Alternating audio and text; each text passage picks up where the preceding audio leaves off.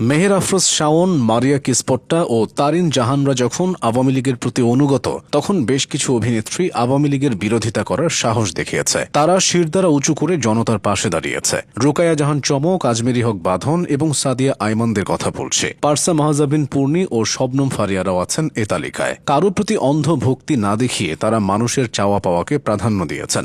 জুলাই আন্দোলন থেকে আওয়ামী বিরোধী হিসেবে পরিচিত হয়ে ওঠা অভিনেত্রীদের সম্পর্কে জেনে নেওয়া যাক। শুরুতেই রোকায়া জাহান চমক। যদি মৃত্যু হয় তবে সেটা শহীদী মৃত্যু হবে। আমি পাত্তা দিই না হুমকি ধামকিকে। আওয়ামী লীগের থেকে হুমকির প্রতি উত্তরে এভাবেই জবাব দিয়েছেন চমক। ওসমান হাদিকে টার্গেট করে গুরুতর জখম করার পর ফেসবুকে পোস্ট দিয়ে তার পাশে দাঁড়িয়েছিলেন চমক। তিনি লিখেছিলেন, হাদি হয়তো ফিরবে আরও জোরালো গর্জনে, আর যদি না ফেরে তার নামটাই হয়ে যাবে নতুন প্রজন্মের যুদ্ধ ঘোষণা। হাদির সুস্থতা কামনা ও ঘটনার নিন্দা জানিয়ে দেওয়া সে পোস্টের জের ধরেই তাকে লক্ষ্য করে হুমকি দেওয়া হয়েছে। তবে তিনি সেসব নিয়ে মাথা ঘামান না। অভিনয়ের পাশাপাশি চমক এখন অন্যান্য কারণেও আলোচনায় থাকেন। 2024 সালে কোটা নিয়ে আন্দোলনে সরব ছিলেন এই অভিনেত্রী। সে মুহূর্তে ফেসবুকে পোস্ট দিয়ে সমর্থন জানানো একজন সেলিব্রিটির জন্য বিশাল ব্যাপার ছিল। চমক তো সেটা করেছিলেনই, শিক্ষার্থীদের সাথে রাজপথেও তাকে দেখা গিয়েছিল। গণঅভ্যুত্থানের পর তিনি বলেছিলেন, শিল্পীরা রাজনীতি করবেন, কিন্তু তাদের অন্যায়ের বিরুদ্ধে কথা বলতে হবে। আজমেরী হক বাঁধনের ভূমিকাটাও কোনো অংশে কম নয়। জুলাই গণঅভ্যুত্থানে রাজপথে সরব ছিলেন বাঁধন।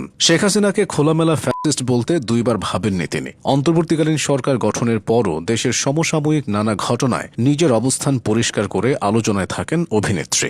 যদিও বিভিন্ন সময় বাঁধন বলেছেন, জুলাইয়ের আন্দোলনের পর কিছু ঘটনা তাকে হতাশ করেছে, কিন্তু তাই বলে যারা জুলাই বিপ্লবকে ভুল বলে তাদের পক্ষে নন তিনি। নিজের এক ফেসবুক পোস্টে বাঁধন লিখেছিলেন, যারা বলে জুলাই বিপ্লব ভুল ছিল, সত্যি বলতে তাদের জন্য আমার দুঃখ হয়। ওই সময় ওই বিপ্লব একদম প্রয়োজনীয় ছিল। বাঁধনের মতে মানুষ যে পরিমাণ অবিচার, অন্যায় এবং দমনপীড়নের মুখোমুখি হচ্ছিল তা সহ্যের সীমা ছাড়িয়ে গিয়েছিল। চমক ও বাঁধনদের মতোই জনতার পাশে দাঁড়ানো আরেক সাহসী অভিনেত্রী সাদিয়া আইমান।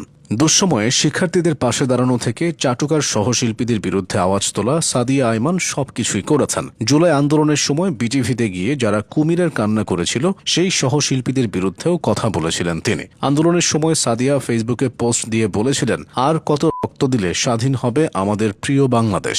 আন্দোলন সফল হলে, অর্থাৎ গণ অভ্যুত্থানে আওয়ামী লীগের পতন হলে অন্য অনেকের মতো উচ্ছ্বসিত হয়েছিলেন সাদিয়া। কঠিন সময়ে আওয়ামী লীগের বিরুদ্ধে বলা আরেকজন অভিনেত্রী হলেন শবনম ফারিয়া। জুলাই আন্দোলনে ছাত্রদের পক্ষে সরব ছিলেন শবনম ফারিয়া। এ কারণে আওয়ামী লীগের রোষানলে পড়তে হয়েছিল তাকে।